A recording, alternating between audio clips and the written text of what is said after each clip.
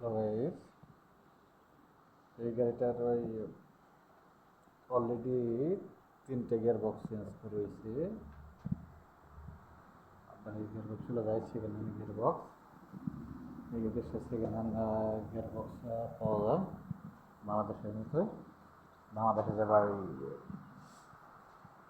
চট্টগ্রাম বা ঢাকাতে পাওয়া যায়, চট্টগ্রাম থেকে পাওয়া যায়, তো এই দেশেও পাওয়া যায়, কিন্তু 3টে অলরেডি চেঞ্জ করা হয়েছে। আবার এটাও সমস্যা হচ্ছে যে খুলতেছি, আবার চলে গেছে।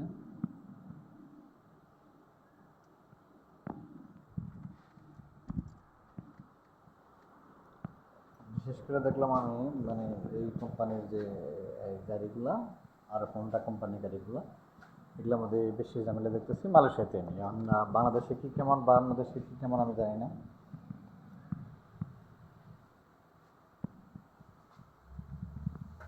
এটা কিন্তু অনেক দামি একটা গাড়ি, বেশি দিন হয় নাই, 2 বছর হয় নাই। এটা 1 বছর সামথিং হয়েছে গাড়ি বয়স, নিউ গাড়ি 1 বছর সামথিং। তারপরে ওই গাড়িটি অবস্থা হয়ে গেল। অলরেডি 3টে চেঞ্জ করেছে। কোম্পানি গাড়িটা এরকম হয়, যে দেখতেছি গিয়ার বক্স খুব ঝামেলা করতেছে।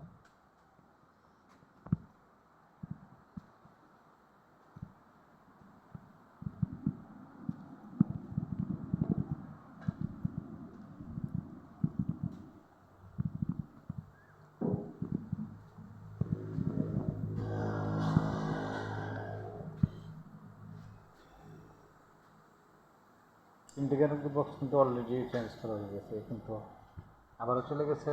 এই এখন হলো মানে একদম স্টপই রাস্তায় গেছিলো, আর গাড়ি এখানে পিছনে পরে লরিতে নিয়ে আসছে। লরিতে নিয়ে আসছে, ঘরে উঠেছি যে ওই সেটের যে গাড়িটা দেখলেন, ওই গাড়ি দিয়ে টাইম নেয় পরে ঘরে উঠেছি। এখন হলো গিয়ার বক্সটা খুলবো, ব্যাটারি সাইডটা খুললাম। কুলিং অলরেডি কুলিংয়ে খুলছি, যে কুলিং খুলছি, পাইপে থাকবে। শুধু যে গিয়ার বক্সে পাইপ লাগানো আছে ওটা খুলে চেঞ্জ করবো, ওটি খুলবো।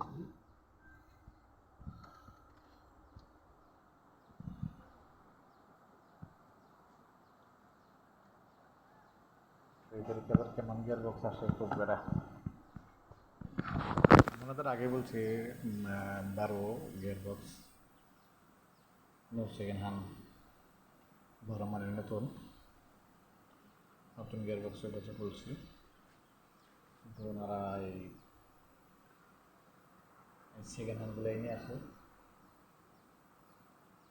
এর জন্য 3টে চেঞ্জ করা লাগছে। খুব ঝামেলা আছে, গিয়ারগুলোর যে দাম,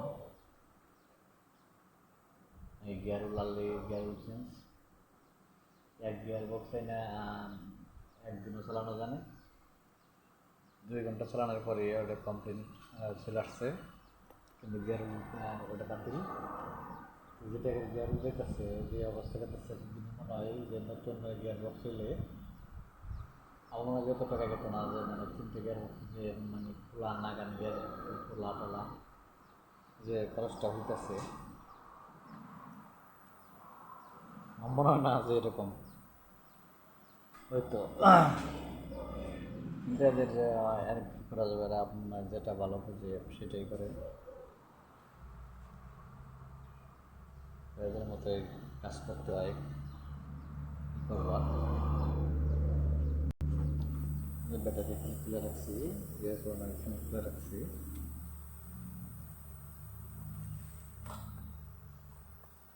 এখন জয়েন্ট জ্যাক দিয়ে হচ্ছে ফিরে চাকা দুটো খুলতে হবো, খুলে ড্রেসার খুলতে হবো, ড্রেসার খোলার পর মাউন্টেন খুলতে হবো।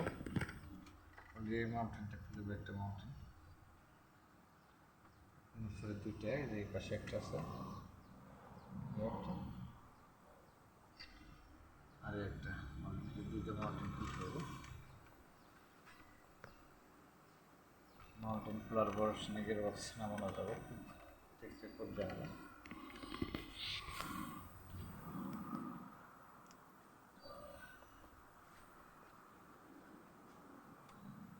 সবাই ভালো থাকেন, সুস্থ থাকেন। তো প্রবাসী যারা আছে সবার জন্য দোয়া করেন, তার সাথে সাথে আমার জন্য দোয়া করেন। আল্লাহ পাক জানে সবাই সব প্রবাসীর জন্য ভালো থাকে, আল্লাহ ভালো রাখে। বিশেষ করে মালয়েশিয়াতে যে পরিবেশ চলছে, মালয়েশিয়ার পরিস্থিতি প্রবাসী খুবই খারাপ। যাদের বেশি আছে তাদেরও খারাপ, বেশি ভালো নয় দেশে। কারণ হচ্ছে খুবই ঝামেলা। যারা ফ্যাক্টরিতে আসছে বা প্লাস বা কোনো কোম্পানিতে আসছে ওদের একমাত্র ঠিক আছে, ওরাই ঠিক আছে। তাছাড়া যেগুলো লোক আসছে খুব সমস্যা। তো সবাই ভালো থাকেন, সুস্থ থাকেন।